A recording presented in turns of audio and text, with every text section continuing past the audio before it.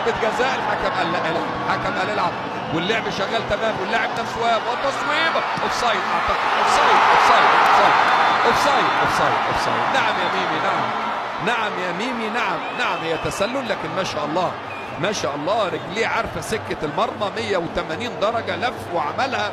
ميمي لعيب، ميمي لعيب. كان هنا في نادي الدحيل في قطر، كان هنا في نادي السيليه.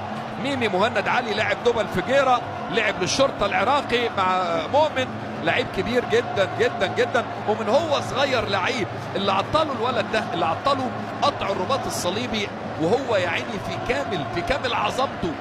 وهنا مع نادي الدحيل الحقيقه لم ينجح لظروف مختلفه، من اهمها حته الاصابه والتاقلم وحاجات زي كده. والدحيل ما كانش اي حد يلعب للدحيل الا وهو فت 100%، وهو لعيب اصلا كويس الحقيقه وممتاز. اوهو، مش اوفسايد، مش اوفسايد. الفار هيقول جول، الفار هيقول جول. نعم نعم نعم نعم. عفوا يا بحريني، نعم عفوا ايها البحريني الصديق، عفوا ايها البحريني. اوه، هدف بالفعل، هدف بالفعل. ميمي عملها، ميمي عملها وكلمته قالها. يا حاسدين الناس، مالكم ومال الناس؟ عملوها خلصوها، والثنائيه بدري بدري سجلوها. نعم ميمي. مهند علي يسجل الهدف الثاني. لم يكن متسلل ابدا ابدا ابدا، كان في تغطيه على الاقل بياردة ونص، لكن شوف احساسه بالمكان، وشوف الجديه بتاعته.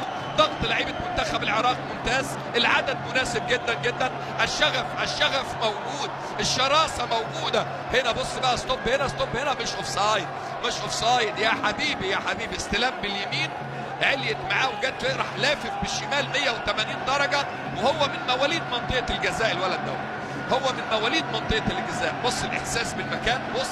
وبعدين ايه، مش حاجه مقلوشه مثلا ولا بكعب الحذاء، ولا لا، ده بوش رجله حاططها.